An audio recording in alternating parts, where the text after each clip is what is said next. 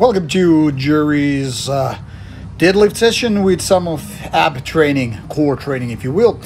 Now this first set will include me lifting some 10 reps with 200 kilos.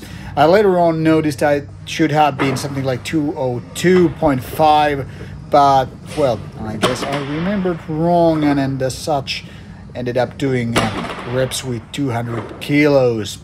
So this is basically the last heavy set, but then I decided to go with the so-called choker set after this one, with a few minutes between the sets.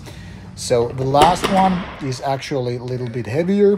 That is 5 times 215, and that is the kind of a choker set you either do or do not with 531 program whenever you have kind of accomplished your record bending set or whatever, with the main lift as the last workout set.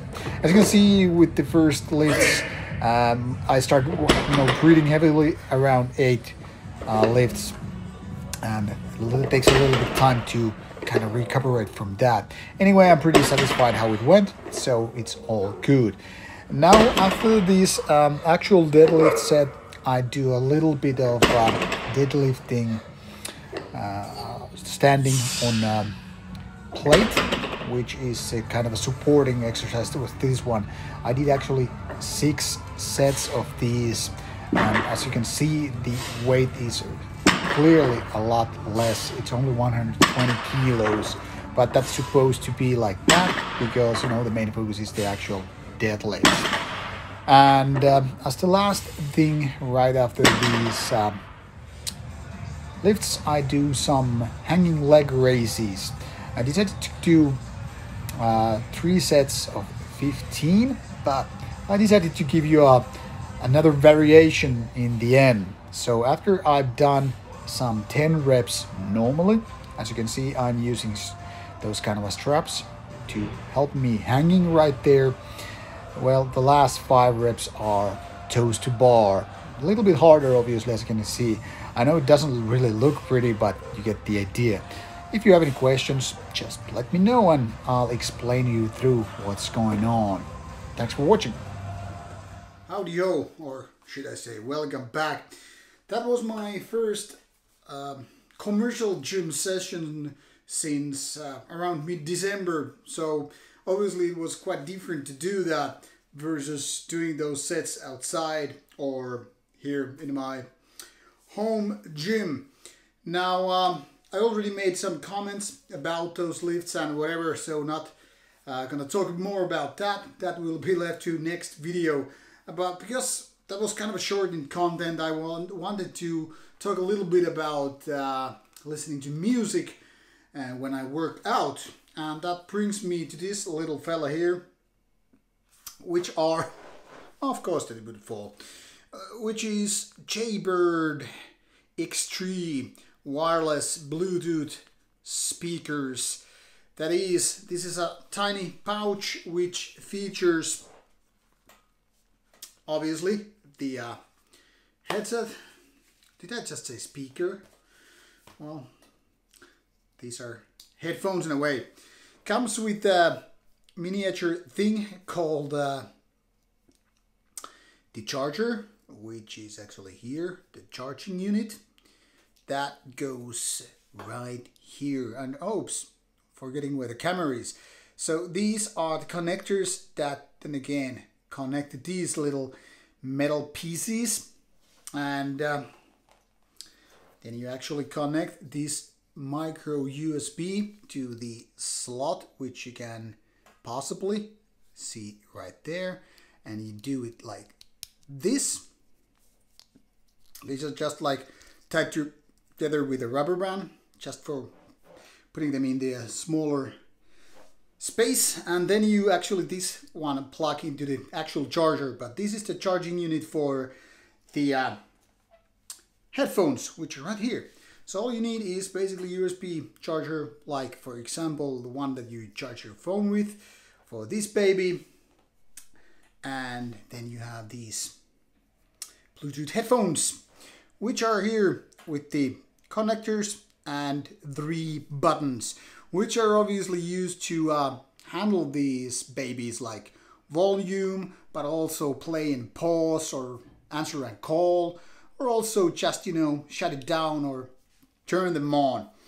And then you have these actual, elements you use to listen to music. You have these tiny little and replaceable fins, which then again go very, very easily into your ear. And then you have these foam parts, which are there to make these babies more adjustable to your ear, but also protect these speaker elements here, so that these are the ones that actually touch your ears. So basically the insides, the metal parts that play that music, doesn't get dirty and all that stuff. So these are the ones you just put in like this, maybe squeeze a little bit so it fits perfectly, and then you just right here. And as you can see, this fin is supporting, so that doesn't matter how much I mush, it kind of stays in. Obviously this part depends how big ones you use. This comes with various sizes, so it depends how big ones you use, how easily or tightly they fit your ear, and that does the trick.